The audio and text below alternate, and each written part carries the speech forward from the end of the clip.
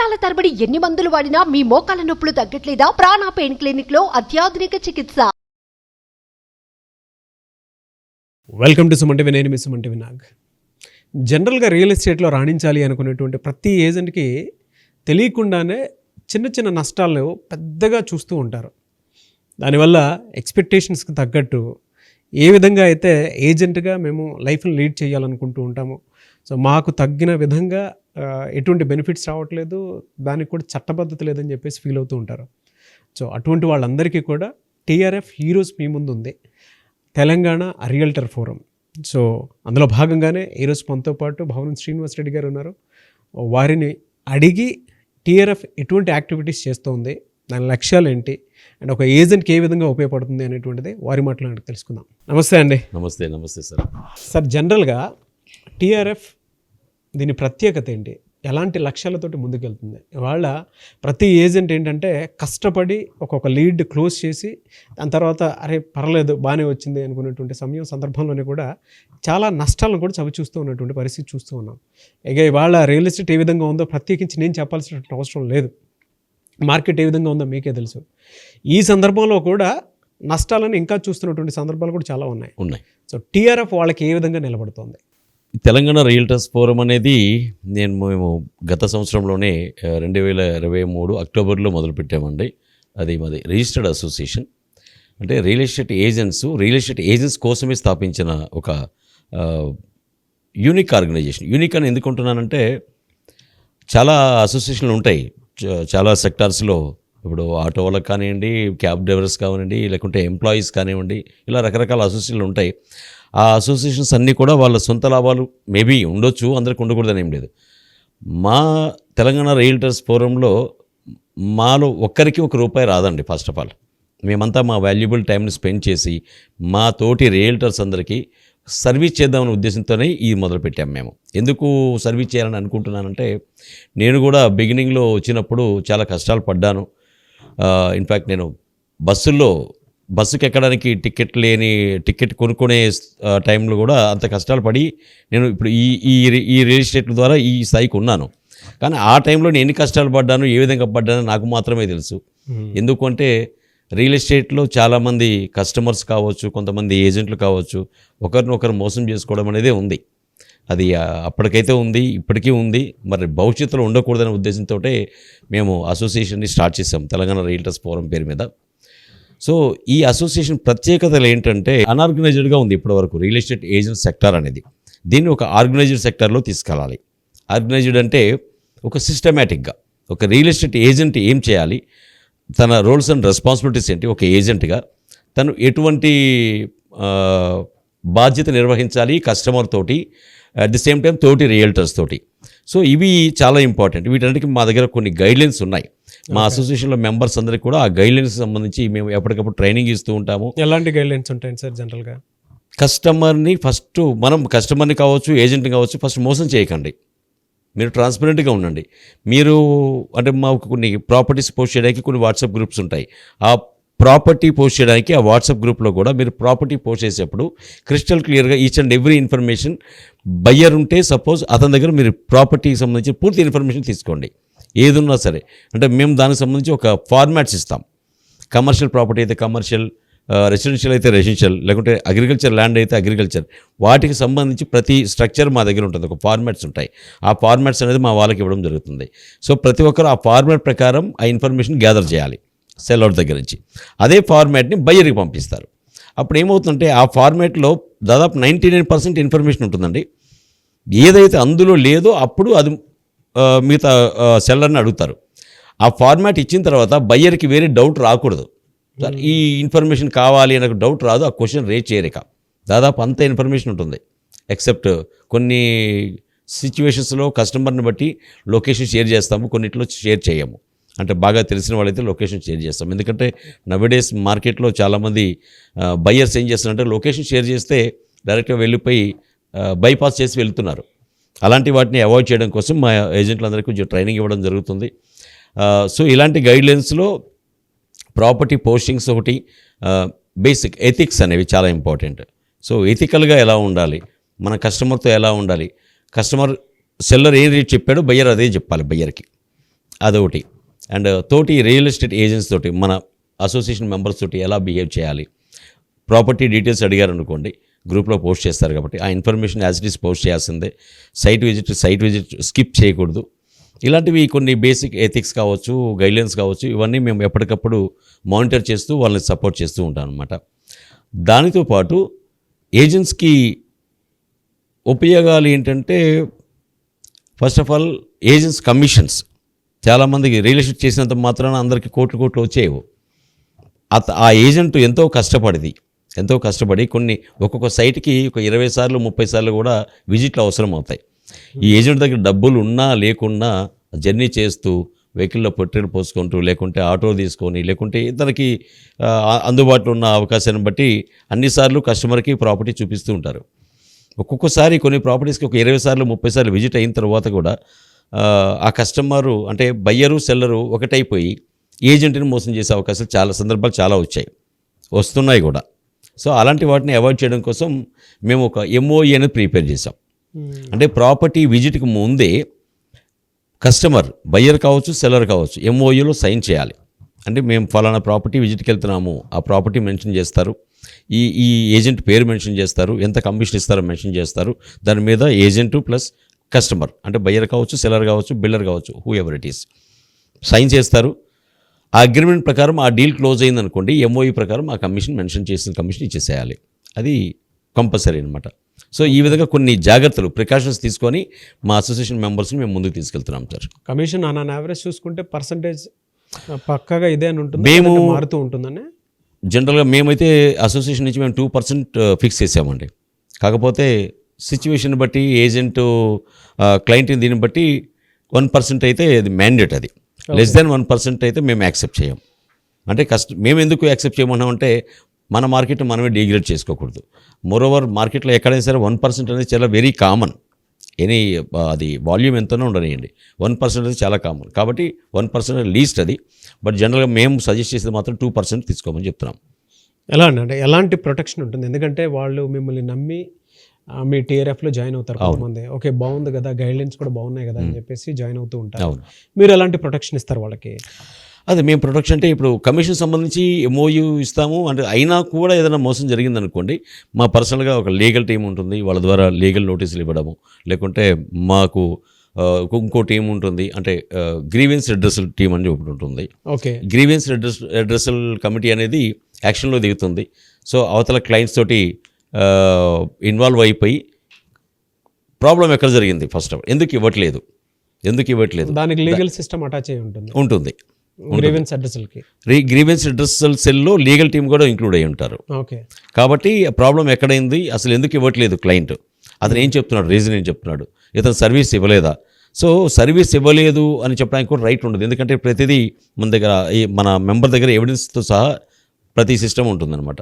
కాబట్టి ఆ ప్రాబ్లం కూడా ఉంది. ఎవరైనా ఇంటెన్షనల్గా చేస్తే మాత్రం మేము ఎంటర్ అవుతాము, రిక్వెస్ట్ చేస్తాము. ఇవ్వకపోతే మాత్రం ప్రజాస్వామ్య పద్ధతులను ధర్నాలు చేస్తాం. జనరల్గా రేరా లేకుండా ఏజెంట్స్ బిజినెస్ చేయడానికి అవకాశం ఉండేలాగా TRF ఉంటుందా? ఎలా? లేదండి, రెరా కంపల్సరీ. మా TRFలో కూడా మెంబర్షిప్ తీసుకోవాలంటే రెరా మ్యాండేట్.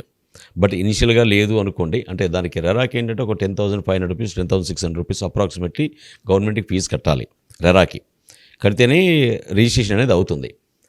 కానీ చాలామంది ఏజెంట్ దగ్గర అంత అమౌంట్ ఉండకపోవచ్చు. సో మెంబర్షిప్కి వచ్చిన తర్వాత స్టిల్ మేము ఒక 1 month 45 days or maximum 2 months time ఇస్తాము. వచ్చిన తర్వాత మెంబర్షిప్ అది రెరాలో రిజిస్ట్రేషన్ చేసుకోమని చెప్పేసి. కానీ TRFలో జాయిన్ అయిన తర్వాత మాత్రం కొంత టైం తర్వాత రెరాలో రిజిస్ట్రేషన్ కంపల్సరీ చేసుకోవాల్సిందే. సో రెరా రిజిస్ట్రేషన్ సంబంధించి మేము మా పరిధిని మించి మేము చాలామందికి అవేర్నెస్ ఇస్తూ వాటికి సంబంధించిన డాక్యుమెంటేషన్లో కూడా మాకు సపరేట్ టీం ఉంటుంది. దానికి సంబంధించి వాళ్ళందరికీ డాక్యుమెంటేషన్, ఏమేమి డాక్యుమెంట్ కావాలి, ఏ డాక్యుమెంట్ ఎలా అప్లోడ్ చేయాలి ఆన్లైన్లో, సో ఇవన్నీ కూడా ఆ టీం చూసుకుంటుంది. ఓకే, అంటే ఇప్పటి వరకు మీరు చెప్పిన విధానం అంతా బాగానే ఉందండి. చాలామంది ఏజెంట్స్ కూడా ఓకే మాకు ఒక రైట్ ప్లాట్ఫామ్ దొరికిందని చెప్పేసి హ్యాపీ ఫీల్ అవుతారు. ఎలాంటి ప్రొటెక్షన్ అంటే కొంతమంది ఇన్సూరెన్స్ లాంటివి కూడా ఎక్స్పెక్ట్ చేస్తూ ఉంటారు, అదే TRFలో ఉంటుందా? మేము ఒక 10 lakhs యాక్సిడెంటల్ ఇన్సూరెన్స్ కూడా ఇస్తున్నాం సార్ మెంబర్స్కి. యాక్సిడెంటల్ ఇన్సూరెన్స్ అనేది 10 lakhs ఇస్తాము. ప్రతి కొత్తగా జాయిన్ అయిన మెంబర్స్ అందరూ కూడా 10 lakhs యాక్సిడెంటల్ ఇన్సూరెన్స్ ఇస్తాము. దానికి తోడు ట్రైనింగ్స్ ఉంటాయి, సేల్స్లో ట్రైనింగ్స్ ఉంటాయి, అండ్ క్లయింట్స్తో ఎట్లా చేయాలి అండ్ దానితో పాటు కొన్ని డిజిటల్ మార్కెట్కి సంబంధించిన ట్రైనింగ్స్ ఇస్తుంటాము. అంటే మేము డిఫరెంట్ ఏరియాస్లో మీటింగ్స్ కండక్ట్ చేస్తుంటాము. యాక్చువల్లీ ఆ మీటింగ్స్లో కూడా అవేర్నెస్ తీసుకొస్తుంటాం. కస్టమర్తో ఏ విధంగా బిహేవ్ చేయాలి, ఏజెంట్స్తో ఏ విధంగా బిహేవ్ చేయాలి, కస్టమర్స్ దగ్గర నుంచి కమిషన్ అనేది వాళ్ళు ఒకవేళ అవాయిడ్ చేయడానికి ట్రై చేస్తే మనం ఎటువంటి జాగ్రత్తలు తీసుకోవాలి, వీటన్నిటి విషయంలో మేము మా వాళ్ళందరికీ ట్రైనింగ్ ఇస్తూ ఉంటాము. ఓకే, మీ దాంట్లో మెంబర్షిప్ తీసుకోవాలి అని అంటే ప్రాసెస్ ఏంటి, అసలు ఏ విధంగా ఉంటుంది? మాకు మెంబర్షిప్ కమిటీ ఒకటి ఉంటుంది, కమిటీని అప్రోచ్ అవ్వాల్సి వస్తుంది సార్. ఓకే, ఆ కమిటీకి ఫీ లాగా ఏమైనా ఉంటుంది? ఫీ ఉంటుంది సార్, నామినల్ ఫీజు ఉంటుంది, వెరీ నామినల్, అది 1 yearకి ఉంటుంది. ఓకే, ఏమేమి సబ్మిట్ చేయాలి సార్? అంటే మీ దాంట్లో ఒక మెంబర్ రావాలి అని అంటే ఆధారు, పాన్ కార్డు, వాళ్ళది ఒక పాస్పోర్ట్ సైజ్ ఫోటో ఉంటుంది, అండ్ దానికి తోడు ఒక 2 రిఫరెన్స్, ఒక తెలిసిన అంటే వాళ్ళకి తెలిసిన వాళ్ళు 2 ఏజెంట్స్ కూడా ఉండాలి. అండ్ రిఫరెన్స్ ఉంటే మేము యాక్సెప్ట్ చేస్తాం. అండ్ వాళ్ళని కూడా అలా డైరెక్ట్ ఇవ్వని యాక్సెప్ట్ చేయం, దానికి ఒక కమిటీ ఉంటుందని చెప్పాను కదా, ఆ కమిటీ వాళ్ళు స్క్రూటినీ చేస్తారు. స్క్రూటినీ చేసిన తర్వాత వాళ్ళు జనరల్ బాడీకి రిఫర్ చేస్తారు. జనరల్ బాడీ సాటిస్ఫై అయితే అప్పుడు మెంబర్షిప్ వస్తుంది. ఇందులో రాణించాలి అని అంటే ఎలాంటి గుడ్ ప్రాక్టీస్ ఉండాలండి? గుడ్ ప్రాక్టీస్ అనేవి ఒక సిస్టమేటిక్గా అంటే ట్రాన్స్పరెన్సీ ఉండాలి. ఫస్ట్ ఆఫ్ ఆల్ ట్రాన్స్పరెన్సీ ఉండాలి. మనం ఏ మెసేజ్ పంపించిన క్లయింట్కి ఎక్కడ ఏది హైడ్ చేయకూడదు. ఒక ప్రాపర్టీకి సంబంధించి సపోజ్ రోడ్ హిట్ ఉంది, అది మెన్షన్ చేయాలి. మనం మెన్షన్ చేయనంత మాత్రాన అక్కడికి వెళ్తే అది హైడ్ కాదు కదా. సో మనం మెన్షన్ చేయాలి, అది దానికి ఇంట్రెస్ట్ అయితేనే వస్తాడు కస్టమర్, లేకుంటే లేదు. సో అదొకటి, అంటే ప్రాపర్టీ పోస్టింగ్ విషయంలో ట్రాన్స్పరెన్సీ మెయింటైన్ చేయాలి. దీనికి సంబంధించి తోటి ఏజెంట్స్తో కూడా ట్రాన్స్పరెన్సీగా ఉండాలి. మెయిన్ హెల్పింగ్ నేచర్ ఉండాలి, అదండి. ఓకే, ఇదంతా ఒక్కొక్క ఏజెంట్ మీ దాంట్లోకి వచ్చిన తర్వాత ఓకే ఒక్కొక్క సిస్టమ్గా ఫామ్ అయ్యి ముందుకు వెళ్తూ ఉన్నారు. ఓకే, గవర్నమెంట్ దగ్గర నుంచి మీరు ఏం ఆశిస్తున్నారు? టీఆర్ఎఫ్ అసలు ఏం కోరుకుంటుంది గవర్నమెంట్ దగ్గర నుంచి? గవర్నమెంట్ దగ్గర నుంచి ఇప్పుడు గవర్నమెంట్ చాలా అంటే అసోసియేషన్స్ కావచ్చు, ఎంప్లాయీస్కి కావచ్చు, కొన్ని హౌసింగ్ కాలనీస్ అవన్నీ చాలా ఇచ్చిందండి చాలా వాటికి. బట్ రియల్ ఎస్టేట్ ఏజెంట్లు మాత్రం ఇప్పటివరకు కొన్ని గవర్నమెంట్స్ ఏది మారినా కూడా ఏజెన్సీని ఐడెంటిఫై చేయట్లేదు. ఏజెన్సీ ద్వారా కొన్ని లక్షల కోట్ల రెవెన్యూ వస్తుంది గవర్నమెంట్కి. ఆల్మోస్ట్ ఎంత రావచ్చు sir on an average? On an average ఒక పర్ డే చూసుకుంటేనే మీకు ఒక 1000 నుంచి 2000 కోట్లు రెవెన్యూ నుంచి వస్తుంది రిజిస్ట్రేషన్స్ ద్వారా పర్ డేని చూసుకుంటే. అంటే ఇందులో ఏజెంట్స్ ద్వారానే కాదు, టోటల్ రెవెన్యూ చెప్తున్నాను నేను. అదే రిజిస్ట్రేషన్స్ ద్వారా ఎంటైర్ స్టేట్ని బట్టి చెప్తున్నాను నేను, అది అప్రాక్సిమేట్, నాట్ ఎగ్జాక్ట్లీ. సో అలాంటి సిస్టంలో మా రియల్ ఎస్టేట్ ఏజెంట్లు మోర్ దాన్ 80% ఇన్వాల్వ్ అయ్యి ఉంటారు డెఫినెట్గా. అసలు ఏజెంట్ లేకుండా ట్రాన్సాక్షన్ అనేది సక్సెస్ఫుల్గా కాదు. ఎందుకంటే ఒక ఏజెంట్కి ఆ ప్రాపర్టీకి సంబంధించి పూర్తి సమాచారం ఉంటుంది, అది డైరెక్ట్ క్లయింట్ కనుక్కోలేడు. ఓకేనండి. సో అలాంటి ఏజెంట్లకి గవర్నమెంట్ అనేది ఏ విధంగా న్యాయం చేయాలని దాన్ని ఆలోచిస్తే, ఇప్పుడు నేను చెప్పినట్టు ప్రతి రియల్ ఎస్టేట్ ఏజెంట్ కూడా ఏదో అనుకుంటారు జనరల్గా, ఇన్ని కోట్ల రూపాయల ట్రాన్సాక్షన్స్ కదా, వీళ్ళు కూడా ఎన్ని కోట్లు వస్తాయని. అది అపోహ అండి. చాలామంది 6 నెలలకు 3 నెలలకు 1 ఇయర్కు ఒక డీల్ అవుతూ ఉంటాయి, వాళ్ళకు మెయింటెనెన్స్ ఉండదు, అప్పులు చేసి మెయింటైన్ చేస్తూ ఉంటారు. సో అలాంటి పూర్ ఏజెంట్లు చాలామంది ఉన్నారు. అలాంటి ఏజెంట్లకి గవర్నమెంట్ నుంచి మేము ఎక్స్పెక్ట్ చేసేది ఏంటంటే, ఎక్కడైనా ఒక హౌసింగ్ కాలనీ కానీ, లేకుంటే అక్కడ ఏదైనా ఒక ప్లాటింగ్ చేసి అలాంటిది ఇవ్వడం ఒకటి.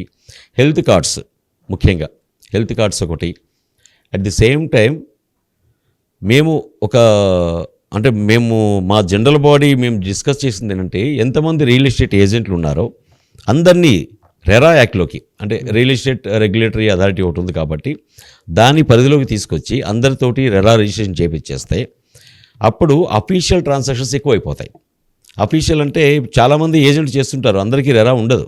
ఏజెంట్లకు కూడా అఫీషియల్ ట్రాన్సాక్షన్స్ ఎక్కువ అవడం వల్ల రెరా నుంచి వీళ్ళందరూ రిజిస్ట్రేషన్ చేసుకోవడం వల్ల వాళ్ళ నుంచి వచ్చే రెవెన్యూ గవర్నమెంట్కి అడిషనల్ ఇన్కమ్. ఒక్కొక్క ఏజెంట్ ఒక రిజిస్ట్రేషన్ చేసుకోవాలంటే రెరా ద్వారా 10,500 అప్రాక్సిమేట్లీ పే చేయాలి. సో ఇప్పుడు మనకి తెలంగాణ మొత్తం మీద ఒక 10 lakhs వేసుకుందాం వర్స్ట్ కేసులో. 10 lakhs ఇంటూ 10,500 అంటే it's not a small amount. So గవర్నమెంట్కి కొన్ని లక్షల కోట్ల రెవెన్యూ వస్తుంది. అట్ ది సేమ్ టైం వీళ్ళు ట్రాన్సాక్షన్ చేయడం వల్ల అంటే ప్రతి రియల్ ఎస్టేట్ ఏజెంట్ కూడా ఆ ట్రాన్సాక్షన్లో వాళ్ళ రెరా నెంబర్ తోటి రిజిస్ట్రేషన్ డాక్యుమెంట్లో మెన్షన్ చేస్తే ఈ ఏజెంట్కి వచ్చే కమిషన్ కూడా వైట్ అవుతుంది. అఫీషియల్ పేమెంట్ అది. అఫీషియల్ పేమెంట్ ఈ ఏజెంట్కి వచ్చే అమౌంట్ నుంచి కూడా ట్యాక్స్ అనేది గవర్నమెంట్కి వస్తుంది. సో ఇది ఒక అడిషనల్ ఇన్కమ్ గవర్నమెంట్కి మళ్ళీ. సో ఇన్ని బెనిఫిట్స్ గవర్నమెంట్ తీసుకోవచ్చు, అలానే ఏజెంట్స్కి కూడా బెనిఫిట్ చేయండి, మేము చెప్తుంది అదండి. ఆ ట్రాన్స్పరెన్సీ మెయింటైన్ చేయనటువంటి వాళ్ళు కొంతమంది ఉంటారు కదా, అవును. వాళ్ళకి టీఆర్ఎఫ్ నుంచి అంటే లీగల్గా చూసుకున్నా కూడా ఏ విధంగా అంటే కొన్నిసార్లు చట్టబద్ధంగా కాకుండా జనరల్గా ట్రాన్స్పరెన్సీ లేకుండా వెళ్ళిపోయేటువంటి వాళ్ళు ఉంటారు. ఏది ఏజెంట్లు అండి? ఏజెంట్స్. ఓకే. వాళ్ళ తరపున టీఆర్ఎఫ్ అసలు ఏం చేస్తుంది, అంటే ఎలాంటి భరోసా కల్పించి ఇచ్చేస్తూ ఉంది? అంటే అలా ట్రాన్స్పరెన్సీ లేకుండా చేసే ఏజెంట్ల గురించి అంటున్నారా మీరు? అలాంటి చేయకూడదని మేము చెప్తున్నాం. అదే అలాంటి ఏవైతే ఇల్లీగల్ ప్రాక్టీసెస్ ఉంటాయో అలాంటివి మేము సపోర్ట్ చేయము, 100% చేయము. Moreover we're completely opposite to that kind of agents. మాకు వాళ్ళు బ్లాక్ లిస్ట్లో ఉంటారు, వాళ్ళని అసలు మేము ఫోరంలో చేర్చుకోము. ఒకవేళ అంటే ఇది మంచి సిస్టమ్ని మీరు ఫామ్ చేశారు, నో డౌట్. చాలామంది రియల్ ఎస్టేట్ ఏజెంట్స్ ఎవరైతే ఉంటారో వాళ్ళకు ఒక భరోసా కలిగేటువంటి ప్లాట్ఫామ్ ఇది. అవునండి. దీనికి గనక గవర్నమెంట్ చట్టబద్ధత కల్పించకుండా ఒకవేళ వద్దులే అని అనుకుంటే తర్వాత టీఆర్ఎఫ్ అసలు ఏం చేస్తుంది?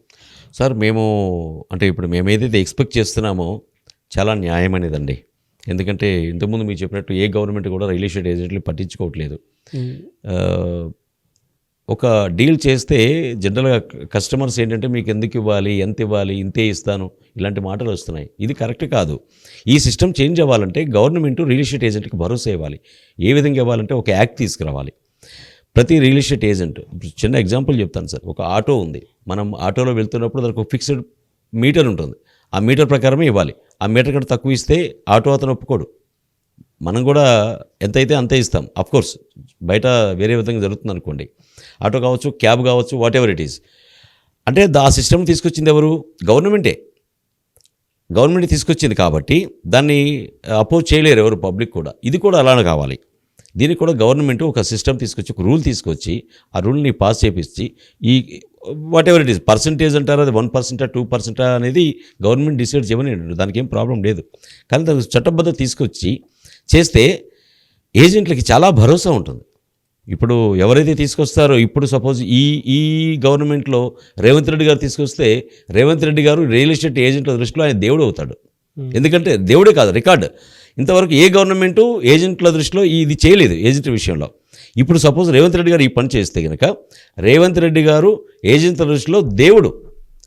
ఇప్పుడే కాదు, ఎన్ని గవర్నమెంట్లు వచ్చినా రేవంత్ రెడ్డి గారే దేవుడు అవుతారు, ఎందుకంటే ఆయనే తీసుకొచ్చారు కాబట్టి. అవును.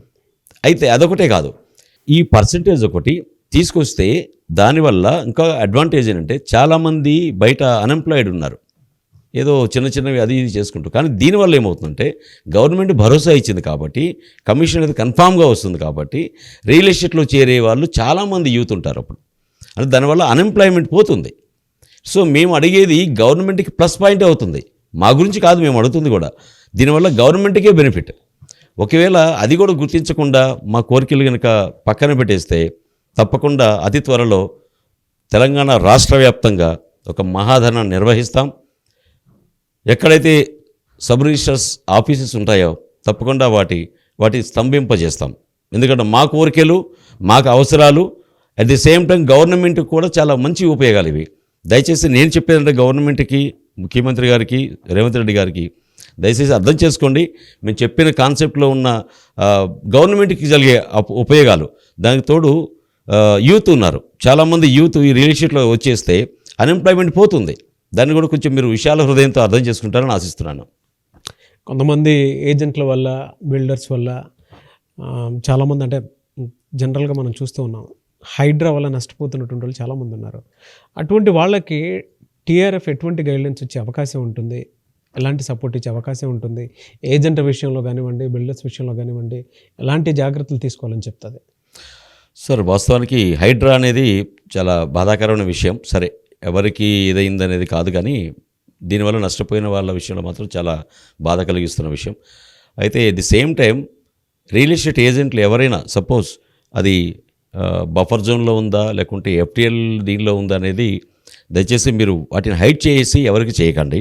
ఎందుకంటే ఆ పొజిషన్లో మీరే ఉన్నారనుకోండి, మీరు ఎంత సఫర్ అవుతారు. సో ఈ విషయంలో ఎవరైనా న్యాయంగా మీరు మోసపోయినట్లయితే, అంటే మీకు అన్యాయం జరిగిందని మీరు న్యాయంగా గాఢంగా నమ్మితే అప్రోచ్ అవ్వండి. మా దగ్గర లీగల్ టీం ఉంటుంది, డెఫినెట్గా మేము సపోర్ట్ చేస్తాం. ఓకే సార్, టీఆర్ఎఫ్ని అప్రోచ్ అవ్వాలి అని అంటే ఒక ఏజెంట్ ప్రాసెస్ ఏంటి సార్? అంటే ఎలా సంప్రదించాలి? సో రాష్ట్రంలో ఉండే రియల్ ఎస్టేట్ ఏజెంట్ అందరికీ నాదొక స్పెషల్ ఇన్విటేషన్ అండి. మాది Telangana realtors forum first anniversary రేపు నవంబర్ 5వ తారీఖు సత్యసాయి నిగమాగమం శ్రీనగర్ కాలనీలో జరుగుతుంది. 1 నుంచి 7 వరకు ఈవినింగ్. అందరూ వెల్కమ్. దీనికి ఎంట్రీ ఫీజు ఏం లేదు. రియల్ ఎస్టేట్ ఏజెంట్ అందరికీ ఫ్రీ అండి. ఓకే. అండ్ మెంబర్షిప్ తీసుకోవాలి టీఆర్ఎఫ్లో అంటే మీకు ఇప్పుడు స్క్రీన్ మీద కనిపించే మెంబర్షిప్ కమిటీ ఉంటుంది, వాళ్ళకి మీరు అప్రోచ్ అవ్వచ్చు. గ్రేట్ సార్, ఒక మంచి ప్లాట్ఫామ్ని క్రియేట్ చేశారు. ఎందుకంటే రియల్ ఎస్టేట్ ఏజెంట్స్ ఇవాళ మీరు ఇందాక ఒక మాట అన్నారు, అంటే పట్టు చేతి పట్టుకొని ఇక్కడ దాకా వచ్చి కష్టాలు పడి ఇక్కడ దాకా వచ్చాం, మేము అంత సక్సెస్ అవ్వడానికి కారణాలు చాలా ఉన్నాయని చెప్పేసి. అలాగే ప్రతి ఏజెంట్ కూడా ఇవాళ కష్టపడుతున్నటువంటి వాళ్ళు ఉన్నారు. అవునండి. వాళ్ళకి రైట్ ప్లాట్ఫామ్ లేదు, దాంతోపాటు ఎలా పడితే అలా మాట్లాడేటువంటి వాళ్ళు ఉంటారు, చూసేటువంటి వాళ్ళు ఉంటారు. వాళ్ళందరికీ భద్రత మాత్రమే కాదు, గౌరవాన్ని కల్పించేటువంటి ఒక మంచి టీఆర్ఎఫ్ని ఫామ్ చేశారు. Really appreciate your thought. Me team మొత్తానికి స్పెషల్ థ్యాంక్స్ అండి. అండ్ ఆల్ ద బెస్ట్ అండి. Thank you so much. Suman టీవీలో మీ పర్సనల్ అండ్ బిజినెస్ ప్రమోషన్స్ కోసం కింది నెంబర్కి కాంటాక్ట్ చేయండి.